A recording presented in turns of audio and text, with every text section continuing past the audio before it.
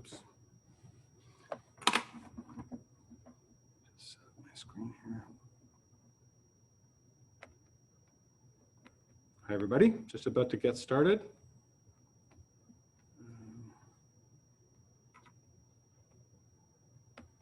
Get that off the screen.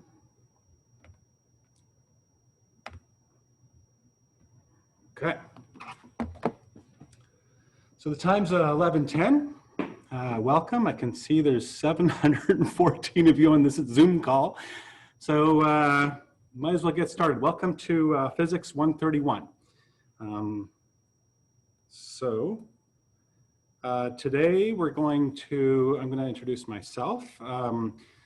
We're going to go through the syllabus, how this course is going to work. I have a little demonstration that I'm going to show, and we're going to start a little bit on course content. So chapter 1, the first few pages. Okay. So who am I? Well, my name's Jason Harlow. Hello, it's good to meet you. I'm an associate professor in the teaching stream here in the physics department at the University of Toronto on the St. George campus. I've been teaching here for about 16 years now. Before that, I got my PhD in astronomy and astrophysics at the Penn State University. And then before that, I was actually an undergraduate here at University of Toronto back in the 90s. And in fact, just one of my some small claim to fame is when I was an undergraduate, I got involved in observing at the David Dunlap Observatory in Richmond Hill. And you can see in the chat window, everyone's saying hi. I think the chat's set up so that you can't see each other's chats, but I can see what you're typing in there. So I'm the only one seeing all these hellos. Hi. Anyway, I was doing radial velocity surveys of a whole bunch of nearby stars, and I found that one star was actually looked to be moving, accelerating. So every time I looked at it, there was another velocity. And so I postulated that it was actually two stars caught in orbit. And so, you know, it was a known star, but I discovered the fainter star in the binary system. And then that actually got me into my master's program, which turned into a PhD at Penn State. So that's how I sort of got there. Okay.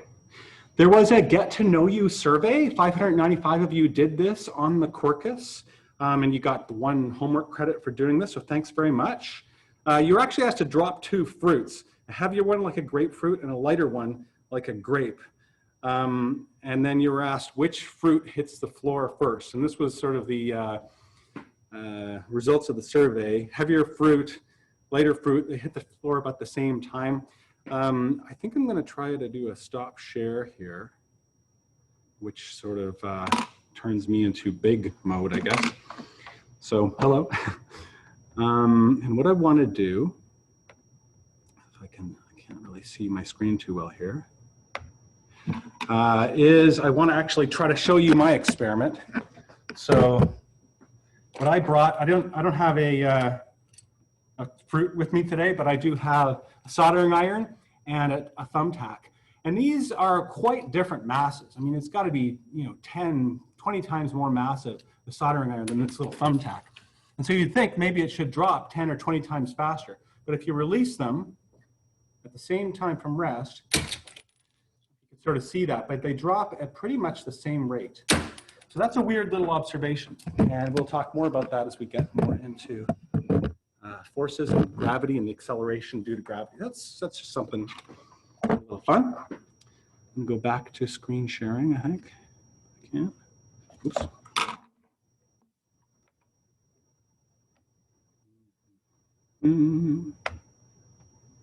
Share screen too. Okay. Questions?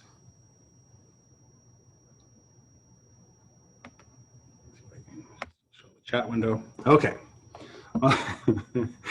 All right. So let's keep going here. So more of this get to know you survey. 20% of you went to high school in Toronto. 33% went somewhere in Ontario, outside of Ontario, or outside of Toronto, GTA or beyond. 15% were from various provinces. Savannah was up from Yukon Territory. 11% went to high school in China. 6% of you went to high school in the USA. Minglang, William, and Shiyao are from Victoria, BC. That's where I'm from. I went to high school at Spectrum. Karatun and Ishmam both went to the same high school in Chittagong, Bangladesh, so welcome. Antoinette, Eugene, Rachel, and Nindita all went to Western Canada High School in Calgary. So again, welcome. Like, hopefully you know each other. You're all in the same class. And here I made a pie chart of where everyone went to high school. So there's all, you know, the big pie charts, but you can see Colombia, Costa Rica, Czech Republic. Actually, a few of you are from Hong Kong, 3. There were some from UAE. I think there was 2 from UAE. Trinidad and Tobago. There's a couple of African countries. You know, there's Mauritius, Malawi, someone from Mexico. So all over the world. So welcome. Where am I? So right now, here's a map of where I am. I'm at 60 St. George Street in the physics building, which is called McLennan Physical Labs. That's the address. I'm right now in room 127. It's a lab room, but it means it sort of gets me on my feet so that I'm not sitting down while I'm trying to talk to you.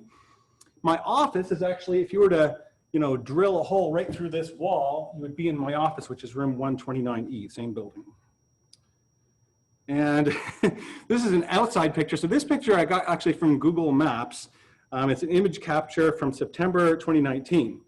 And this I took this morning when I got off my bike, September 2020. So does anyone see the difference? This was what it looked like a year ago, and this is today. So it's really like kind of like a ghost town out there right now. There's nobody here. It's just me. And you know, Pius is in the next room, and we put on masks when we talk to each other. We've also got Rob down in cryogenics. So he maintains those big tanks of liquid nitrogen and liquid helium so they don't explode. So he has to come to work, obviously. Anyway, so here we are in the COVID times. So I'm going to launch a poll, which is going to show up pretty soon, but I haven't launched it yet. But it's going to give you, I'm giving you a question. What is physics? So the choices are A, the branch of philosophy that treats first principles, including ontology and cosmology. B, the science of nature and properties of matter and energy, including mechanics, heat, light, and other radiation, sound, electricity, magnetism, and the structure of atoms. C, the systematic knowledge of the physical or material world gained through observation and experimentation. Or D, the science that deals with the composition and properties of substances and various elementary forms of matter. So one of those is sort of the best answer. So I'm going to launch a poll here. It's just going to say A, B, C, D, or E. So choose in your mind which, it's going to give you E, but please don't choose that. Which one you think, and then I'm going to launch the poll. I'm going to give you about 20 seconds to answer.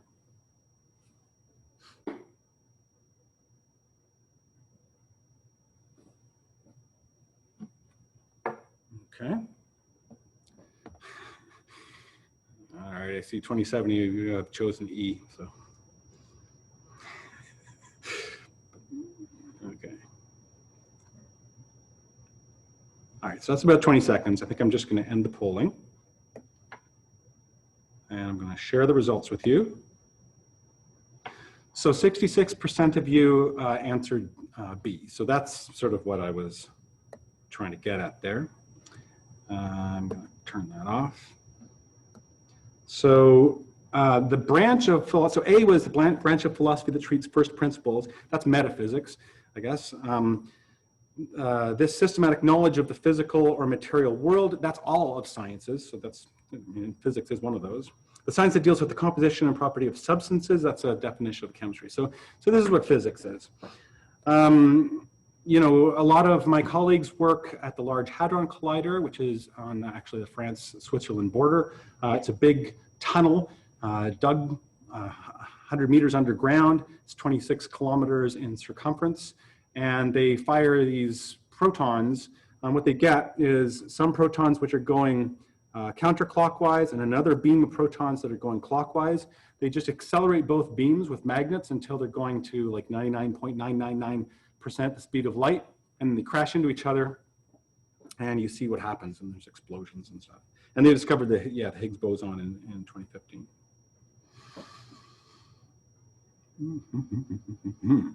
Okay. So there's a raised hand. Is there some sort of high-pitched squeal in the back? Is that on my end? I'm not hearing it. Someone asked that. There's also Eileen, raised hand. I don't know if I can see that. Let's see if someone raised a hand here. I just see that Jin Lin has raised a hand. If you want to talk and actually ask me the question, I could allow you to talk, I think. So if your hand is up, that's fair game. I'm gonna might click on you. Anushka, do you want to talk? Say hi. Oh, no, you lowered your hand. Yeah. Anushka, are you there? Hello. Hello. Good morning. No, I was just saying that I could hear the ringing too. I thought it was just me, but no, I think everyone can hear it. Okay, well, thanks for that. I have a, I wonder if it's my microphone. I might switch microphones. Let me try to do that. I'm going to, I don't know if you're muted again. Okay. Let me just try it. So if I go to my microphone. Can you guys hear me now? This is a different, it stopped, okay. So now I'm using the microphone that's on my actual laptop. So there must be something weird about the webcam microphones. Okay, so when I do the demo, I'll have to talk a little louder, but good. Sorry, and then someone asked, do we have a PowerPoint or PDF course material to download? So the PowerPoints from these slides will be available after class. I'll put them on the course website. Let's see if I can get this up. Great. Okay, I'm going to go through a couple more of our research areas here in the physics department. There's atmospheric physics research. We have a lot of atmospheric physicists, including our chair, Kimberly Strong, who work on observing the Earth's atmosphere or modeling the Earth's climate. Climate change was discovered by physicists. We have people working on general relativity, the theory of gravity. And so this is actually from a simulation of two black holes colliding, and actually an observation of gravitational waves, which are actually ripples in the fabric of space-time that spread out at the speed of light whenever any massive object moves. And so they're very small usually, but when two black holes collide, you get larger ripples, which are actually you can actually measure as they pass by. There's something called biological physics, which is the study of living things, the physics behind how things actually can live. Like these little worms. We have a professor who's working on how these little C. elegans think. They have little neurons and they actually make decisions and follow the light. And basically it's electric circuits which are connected through there and which obey the laws of physics and get them to swim in the right way. Or the physics behind RNA folding or DNA replication. How does that work? This is a sort of an overhead shot of the physics building. So in the building, normally in normal times, we have 55 researching faculty, 6 teaching faculty. I'm one of those. 2 librarians. There's a big physics library. We have 20 technologists, including Pius, who's on the call right now, and 20 administrators, including April Seeley, who's sort of the course administrator for this course. Someone put I'm already falling behind. So this is being recorded. I'm going to get an MP4, which I'm going to upload to YouTube afterwards. And if I'm talking a little fast, which I tend to do, one nice thing is that on YouTube, you can slow me down. But I will try to talk a little slower. Okay. The syllabus. So let's start getting into sort of the nitty-gritty of this course. So q.utoronto.ca, also known as the Quarkus, I don't know exactly what it means. Apparently that's the Latin word for oak tree. So I think it's part of U of T's branding is that everything's to do with this tree. That's the course webpage where everything you need to know is going to be posted. So this course is an online course intended to give you an introduction to how physicists like me think and how we approach problems. Physics is one of the oldest sciences, and in some ways, it's the most simple. Physicists start with a big, messy problem, and first, we simplify it as much as we possibly can. And then, only then, do we try to analyze the situation. So this reminds me of a little joke. So the joke is that there's some agriculture conference, and it's happening maybe in Saskatchewan or something, and they have all these panelists that are getting up to speak. And there's an agricultural scientist, there's a biologist, and there's a physicist. And the whole conference is on cattle and cows. And so the agricultural scientist gets up and starts this whole speech about, you know, what to feed cows and how they graze, what their habits are. Then the biologist gets up and talks about the anatomy of a cow and stomachs and things. And then the physicist gets up and says, well, let's start by modeling the cow as a point-like object.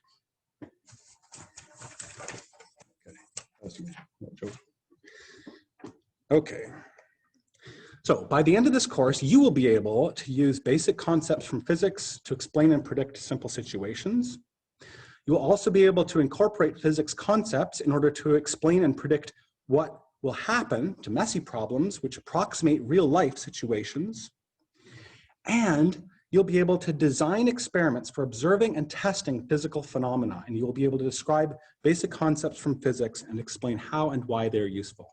So you're going to have to really do some of this stuff in practicals with your little teams, and you'll have to do some experiments, design them, and try to make them work and present them to your TA.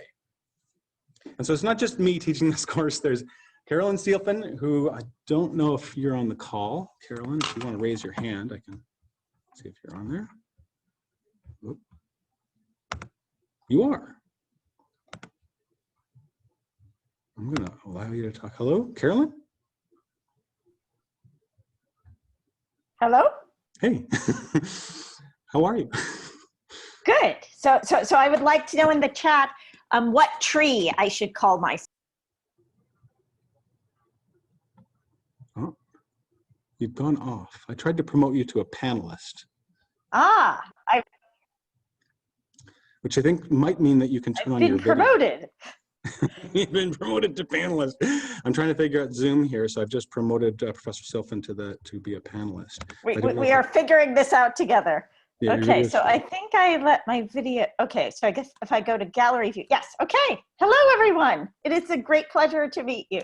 Yes, so I'm Professor Maple, I suppose. Is that seems to be the vote. I like Maple. I grew up near a road called Maple Road. So great to meet you all. I'll turn it back over to Jason. Okay. So I'll go back to my screen share. Okay, we're still on the syllabus here. Okay. So, and there's also, you don't see them, but there's also 55 TAs in this course, all of whom are, graduate students here in the physics department. So you'll meet one of them. Required course materials. So the textbook is called College Physics, Explore and Apply by Atkina, Planinsik, and Van Hoevelen. Second edition, I usually just call it by Atkina, who's the main author. Lots of things coming in on the chat there. And you also need the Mastering Physics online license, which comes with this textbook when you purchase it through the U of T bookstore. And I'm going to be assigning homeworks. I think the first homework's not going to be due till September 21st, so I will be talking about that in a future lecture.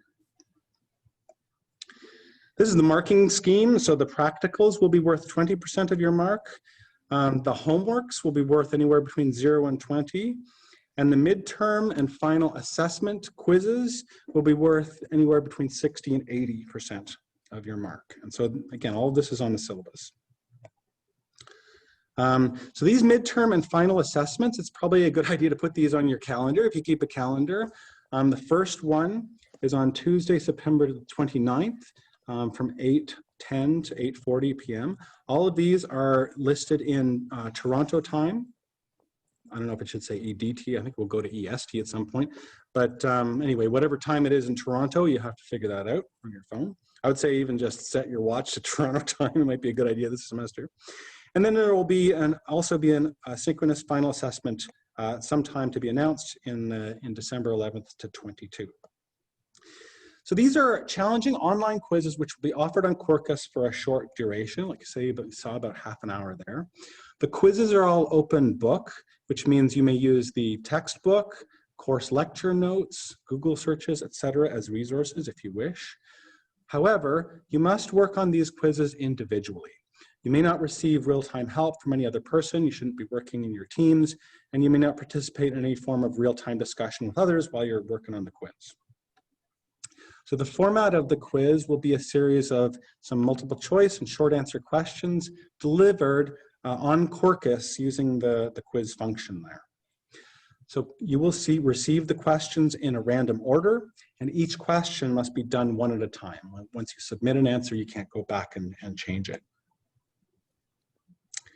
Okay, so I'm going to do another poll question now. I would like to know what kind of device you are Zooming on right now. Is it A, a PC computer, B, a Mac computer, C, a tablet or iPad, D, a phone, or E, something else? Again, I have to find my polling here.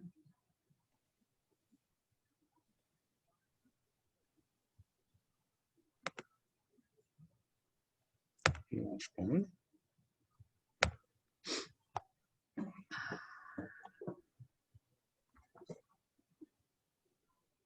Hopefully you can see that.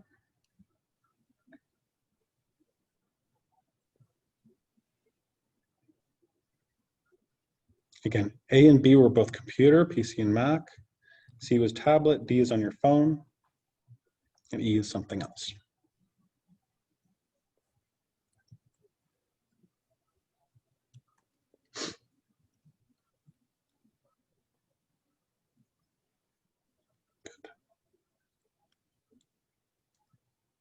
Give another couple seconds to click in.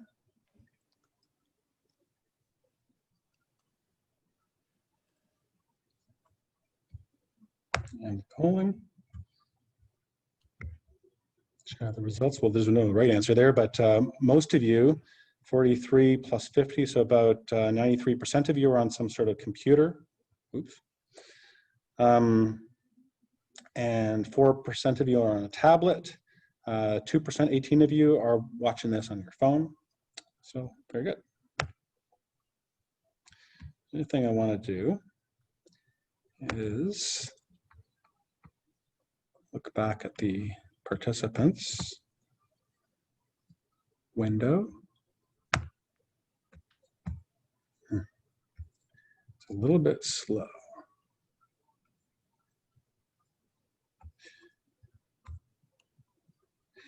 Trying to see who raised their hands here. I can see somebody raised their hands, but it's 4 people with hands raised. So let me see if I can get you there to go on participants. It's funny, I've never run a Zoom call with this many attendees before, so it is going a little slow. 871 people. Here we go. Participants. There you are. Attendees. I'm going to just see who is at the top of my list. Denitsa, would you like to ask a question? Hello? Hello. Hi. So my question is about the midterms. Yes. All of the assignments are at the exact same time as my math lecture. I see. And if it was 1 or 2, I would have been willing to ask my professor if I can miss that lecture. But because it's going to end up resulting in me missing every other math lecture, and that's kind of an important subject for me. So what should I do? Yeah, so there will be that's a great question. And I'm sure that many of the other students are in the same situation. There will be a makeup test happening, I believe a little after, so it might be later. I haven't figured out exactly when it will be, but probably something like 9:30. I don't know, when can you tell me when your math lecture ends? Let me just check. Like 9 or? It goes until 9, so yeah. So that might be what you'll have to do. So we will set that up. If you have an academic conflict, that's a good reason to have to write the midterm. Okay. So thanks for that question. Thank you. Yeah. Good to hear from you. Okay. All right. So I'm going to go back to my slides here. Keep going. Device. Yeah. So I think it is good that a lot of you are on a PC or a Mac. This is preferable as I am planning, I think, to get a second window at some point for breakout discussions with some of your classmates during these quizzes. As the quizzes get a little harder, it's good to discuss them. I don't really know how to do that yet. Oh, there goes my lights.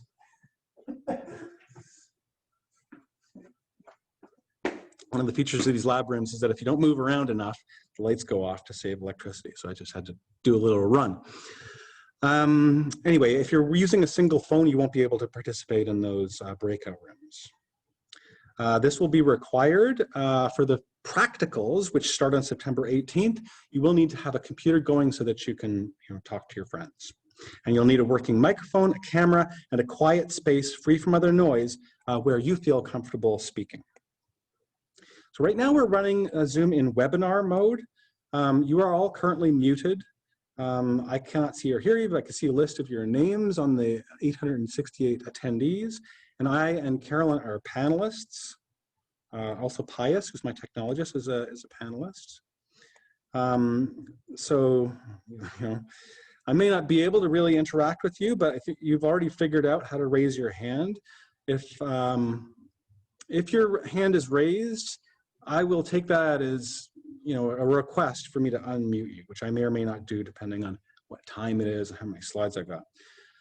You can put things in the Q&A. This can be done even anonymously, and I won't know who you are. I see there's some anonymous attendees, so I'd put something there. You could put anything you want there, okay? Although, please be kind to me, or I may cry. There's also a chat window. I can see all kinds of things coming up in the chat, but I'm assuming, it looks like all attendees can also see it. I don't know how to turn that off. I think what I'd kind of like to have is just me seeing the chat. So anyway, I'm going to work on that. It's like a Q&A though. Okay. So this is a little bit of content that I want to go into, and then I'm going to go into a bit of a demonstration. No. Let's see if I can go into question and answer. Actually, first what I want to do before I do this is try to take a look at open questions and answers.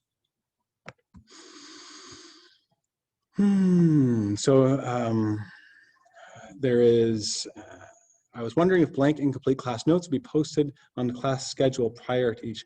So I haven't done that today, but that's not a bad idea. Posting some incomplete class notes that you could fill in. I might try doing that. Certainly after class, I will post the complete notes. Okay, we addressed the squeal. There is no PDF of the notes yet. The final exam I know will be between December 11th and 22, but I don't know when. And so the final exam I think gets exact time gets announced in towards the end of October. Just scroll through these notes here, or these questions. Again, I like the idea of posting notes before class so you can write right on them. Okay. Does Physics 132 use the same textbook? Yes. So in fact, not only is it the same textbook, but the practicals coordinator, Professor Seelfen, for Physics 131, is the professor. I was renamed Professor Maple. Oh yeah, sorry, Professor Maple. I'm not in the loop on that one. Anyway, Carolyn, she's going to be the professor for in January for Physics 132, and she's using the same book, and we're talking a lot. So you have to buy the book from the U of T bookstore. There's some instructions on Quirkus of how to do that. I was there yesterday and I didn't have any paper copies, but apparently they're arriving today. Something about different time zones. Like I said, there will be a makeup test, and so we're going to have to figure out what's going on with time zones there. but it's also going to be, I think, kind of late at night in Toronto time.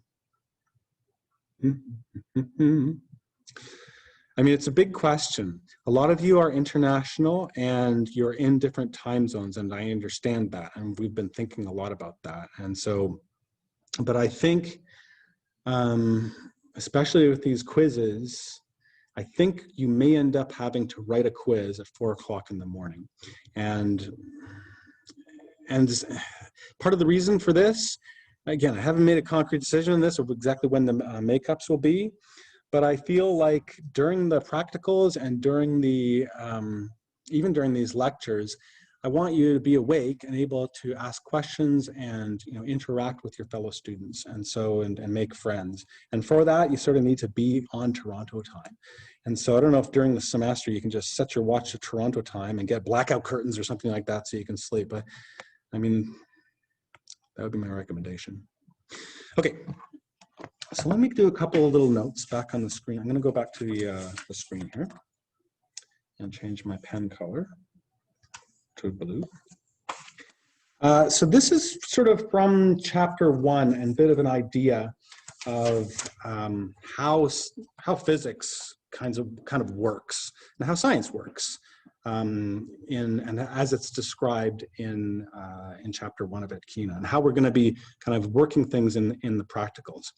So you start with what's called an observation experiment, and this is basically what you're doing here is you're playing. You're looking around at the world, you're observing, and you're trying to see how the world works. And you're using your curiosity and try to follow what is interesting to you. If you find it interesting that little particles can go near the speed of light, then, you know, observe that and try to see what these particles seem to do. Once you've made some observations, you can make what's called a hypothesis. Okay, which is sort of a description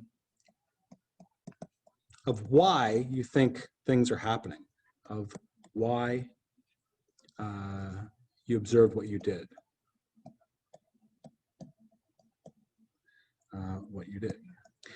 And this could have little rules of the universe, could have, it would give some sort of description of not only why you're doing something, but allow you to make a prediction. So you can make a prediction. And then when you've got some sort of prediction, you can go to the testing experiment. And you can try to test what your hypothesis was. And you can disprove a hypothesis. So what you want to do here is kind of be a skeptic. It's a little hard to do that sometimes, especially when you've made a prediction. Some people say don't make a prediction, just try to, you know, do testing experiments without really, you know, biasing yourself by choosing what you think is going to happen. But maybe I'm a little old school. I always like to make a prediction of what I think is going to happen, and then if I'm wrong, I think it's better to trust your eyes than to trust your preconceived notions. And then what you do is you just kind of repeat until you think until you know what's going on. And that's kind of how science works. What's going on? That's what we do. And we have to design testing experiments. We have to think of new, you know, like brainstorm and come up with new observational experiments and just sort of cycle around in this. And what this will do, the other thing you're doing here is you're modeling. As I said, with this whole, you know, the point like cow kind of thing, you're modeling reality to simplify things. Sometimes you're neglecting friction or neglecting air resistance or something. And then what you can do is get to the application experiment. And so what this is when you kind of know what's going on, you can apply things to actually, the whole point here is to help make the world a better place. That's really what I think that the goal of science should be, is get some applications eventually. But you spend a lot of time going with theories and testing experiments before you can get to application experiments. But we'll try to go through some of this process in the practicals, and you're going to be designing your own testing experiments and making your own observations and trying to go through this process. And the whole book by Akina uses this whole observational experiment, testing experiment, application experiment, this whole philosophy, trying to guide you through first year physics. So it's a pretty cool book. So I'm going to do a demonstration next. What time is it here? I got about 15 more minutes. So let's actually look quickly at some of the questions here. Okay.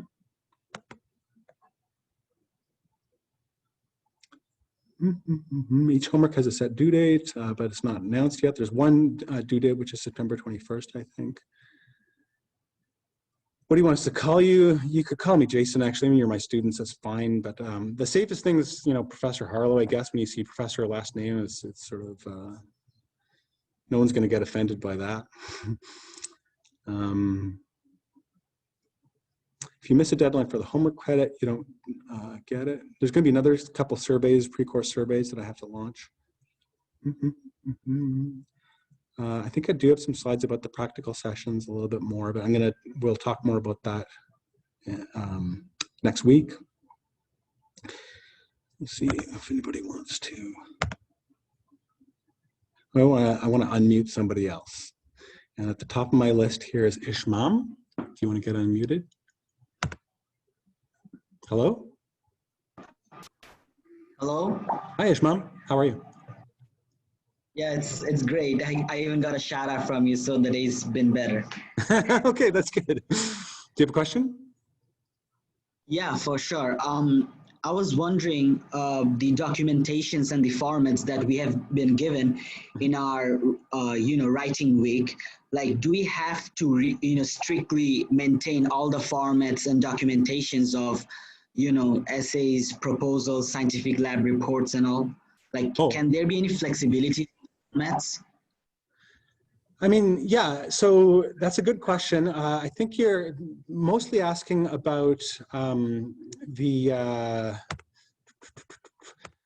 practicals. And so these are experiments that you will be doing. So we will have, basically it's a presentation that you'll be getting graded on, and we'll be giving you, your TA will be giving you lots of guidance about what the format is for that presentation and how we want you to share your results with the other members of your section. So you have a section that has 18 students in it. That'll be your practical section with one TA. And then you'll also have your little team of 3 or maybe 4 of you that are working together on this presentation. So there will be a lot of guidance from your TA. And we do have a pretty open-ended kind of idea of how we want you to communicate this semester for your results. As you get into future physics courses and you get into our labs and things, formal reports are a little more, more structured, I think. Okay. So let me actually go on to this demonstration. So this is based on my bike ride this morning. So what I do is I live sort of near Dundas West Station. I ride along Bloor Street to get downtown. And there's a point where the road splits. It doesn't really split. There's a sidewalk or there's a bike lane. And the point is I'm going under the train tracks. This is between Dundas and Lansdowne. And this morning was pretty early. There was nobody on the sidewalk, so I could choose to go on path A, the sidewalk, where I'm kind of going just straight ahead, or I can choose to go down and up again, to take the lower path on the bike path there, sort of on the road. And my question was, if I were to not pedal, and if there was, I don't know, if I could neglect friction somehow, it didn't matter, how fast I was going or how squishy my tires were, which would get me to work faster? And I kind of have 2 ways of thinking about this. One is that, the straight line path going along the sidewalk is sort of the straightest path. Is it, shortest distance between 2 points is a straight line. But on the other hand, when I go down Route B, I'm really, going fast, and the wind's in my hair, and I'm going to 50 kilometers an hour as I go down, just because gravity is speeding me up as I go down the hill. And so, we can actually, I'm try to do a polling here. The poll question is, And so now, to model this, I'm going to take away the bicycle. I'm just going to say two balls are launched along a pair of tracks. And so you can assume these are frictionless tracks, frictionless balls, and there's no air resistance or anything. And they both get to the other end of the track. Predict which ball will reach the end of the track first. So A is the straight line, B is going down and up, and C is they will reach the end of the track at the same time. So let me relaunch the poem.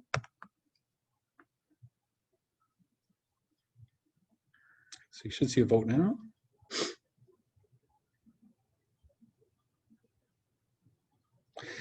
And this is ideally when I would get you talking to each other if I could set up breakout rooms, but there's a maximum of 50 breakout rooms in Zoom, and that would be too many of you. Give me another 10 seconds to think about this and click in, and then we're going to try it.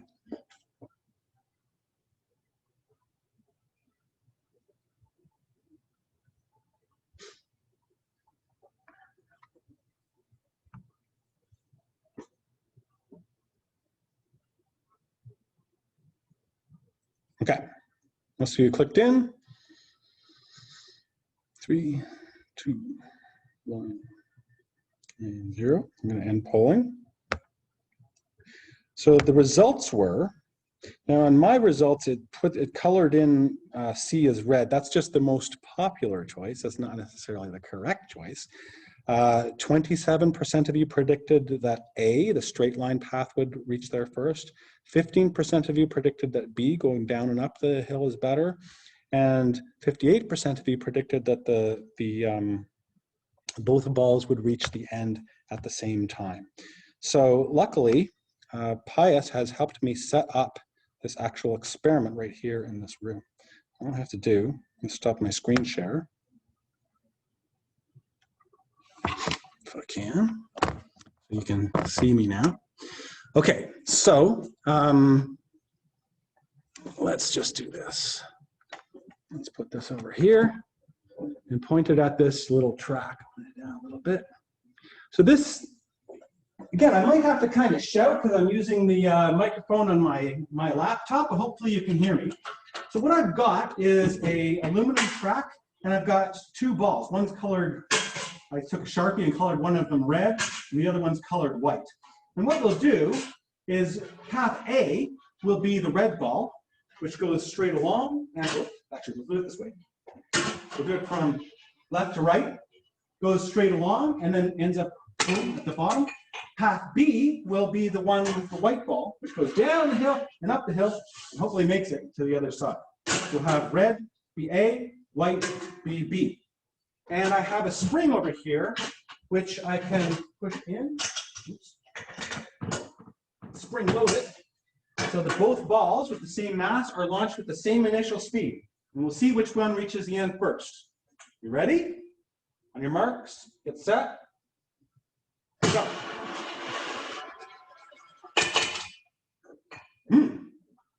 Did you see it? So again, red is A, white is B. Let's do it one more time in case you didn't catch it. And I'm going to ask you to observe. This is our observation experiment to see what actually happened here. Marks, get set, go.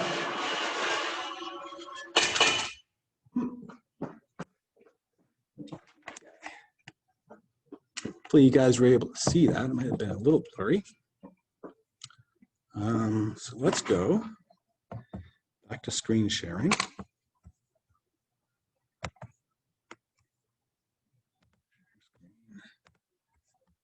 Screen 2.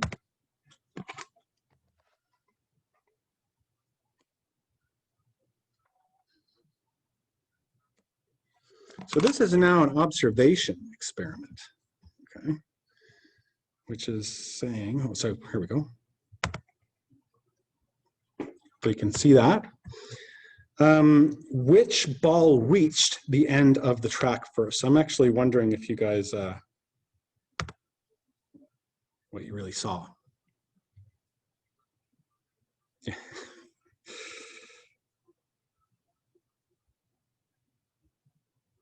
So they didn't reach the end of the track first, did they? Just give another couple seconds. Okay, so thanks for those of you who voted. I'll show you what the results were here.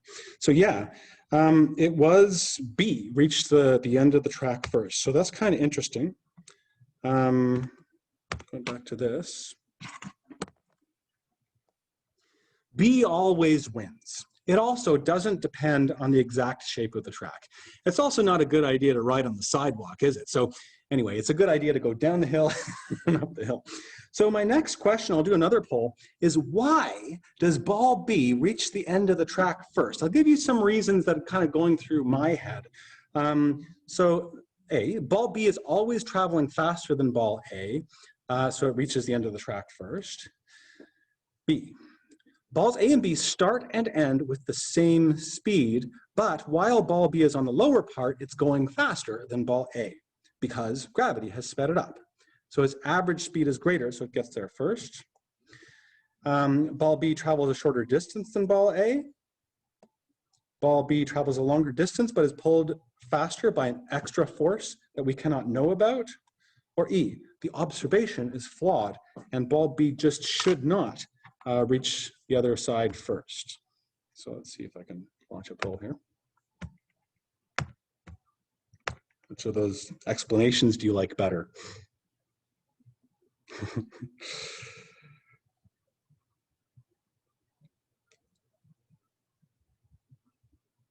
Some people have raised their hand here. So thanks for voting on that if you did. Got about 85% of you participating. That's great. For it to get to 90. But I think one way of looking at this is, yeah, what I was thinking of with my explanation was B. So let me go to the participants if I can again here. Oops. A little hard for me to show the participant list. There it is. Anahis, you're at the top. You want to ask a question? Or? Hi, sorry. This is a question about the demonstration because I raised my hand earlier. I was just wondering if you could elaborate about how the final will be formatted and if it will be in the same way as the midterm assessments on Quirkus. That's a great question. Yeah, so this is not related to the demo. But yeah, the question was, will the final be similar in format to the quizzes? So yes, absolutely. So the quizzes and the final are all in the exact same format. They're delivered by this Quirkus quiz function. The final exam, final assessment, I should say, will just be a longer quiz. A few more questions and a little more time. So it's a good question. So yeah, so back to this. Just see where we're at here. Actually, there's one more poll question. I'm going to move forward on this, and there's always office hours to talk about these things. So have you registered for a weekly 2-hour practical yet? Let's do a quick poll about that, if I can. So A is yes, and you're looking forward to it, I hope. We don't have a not looking forward to it. B would be that you're hoping to change the time of your practical, and C is that you haven't done it yet, but you're going to do that soon. So this is helpful, I guess, maybe for Carolyn if you're looking to see what's going on. Thanks for your answer to this. You can see the thing. So yeah, we're seeing that a lot of you have already registered for your 2-hour weekly practical, so that's good. So you should think about that. Like you see, oops. 86% of you have registered. 7% of you are looking to swap around practical times. So interesting. April Seeley is going to be in charge of that. And 7% of you haven't registered for practical yet. So that's a good thing to do. Please be sure to do so we can get you in. Get the there will be a pre-practical assignment due 24 hours before your first practical. The practicals start next Friday. So there's nothing before next Friday. Okay. Yeah, so practicals will start Friday, September the 18th. And there were or are no practicals right now going on until the 17th. You have to plan to meet online synchronously for both hours of your first practical. You'll meet either on, I'm not sure exactly how, you'll get more details later, but on something like this. You'll have a TA who will be a graduate student who's currently working on a master's or PhD in physics. You'll be working on some activities. So it was great to meet you. We'll be seeing each other again on Monday at 11. Go look at the course syllabus, and Monday's reading assignment is chapter 1 of Atkina, plus chapter 2, sections 2.1, what is motion, and 2.2, representing motion with diagrams. So what I'm going to do right now is I'm going to switch over. I'm going to try to use this Gather Town office hour, which I announced in an announcement. If you want to try to meet me there, we might be able to chat. And I'll be going to eat lunch at 12:30, but have a great weekend. It was great to meet you.